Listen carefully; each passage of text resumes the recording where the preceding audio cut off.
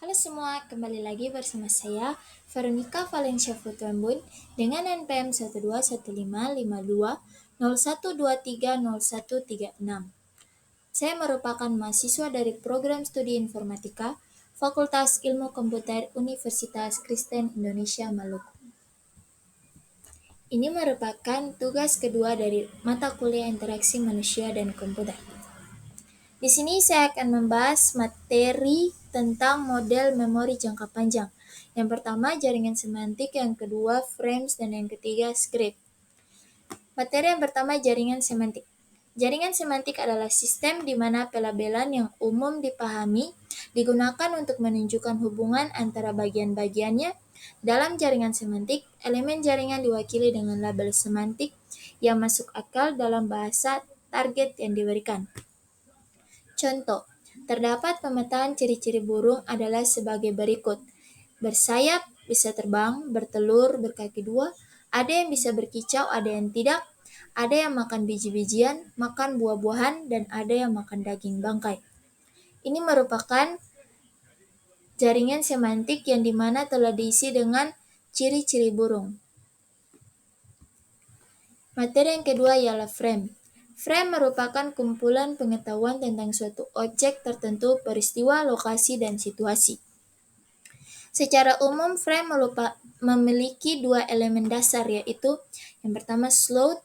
Slot merupakan kumpulan atribut atau properti yang menjelaskan objek yang dipresentasikan oleh frame.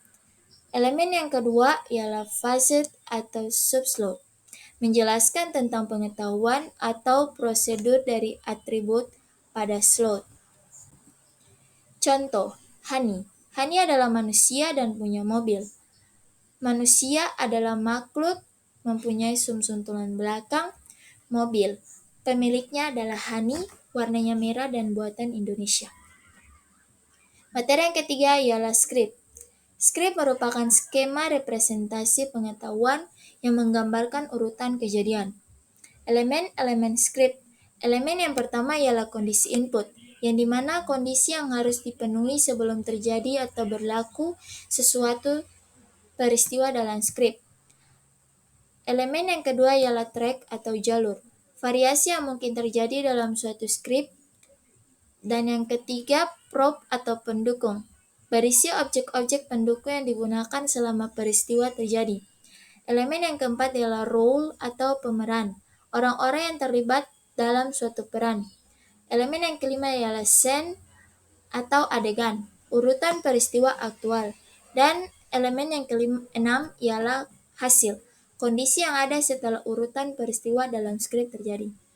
Contoh kejadian di rumah makan.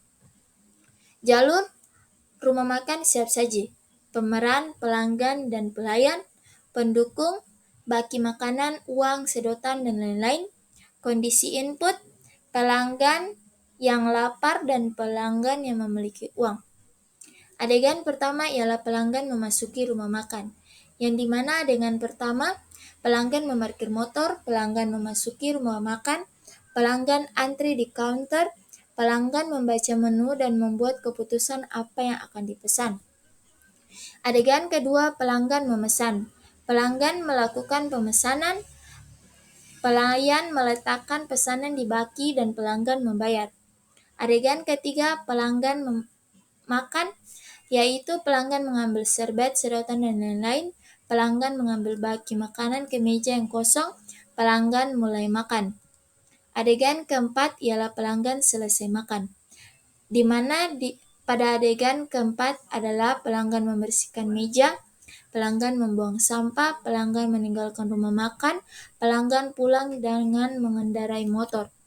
Hasilnya, pelanggan merasa kenyang, pelanggan merasa kecewa, uang pelanggan berkurang, pelanggan merasa bahagia, dan pelanggan tidak lapar lagi.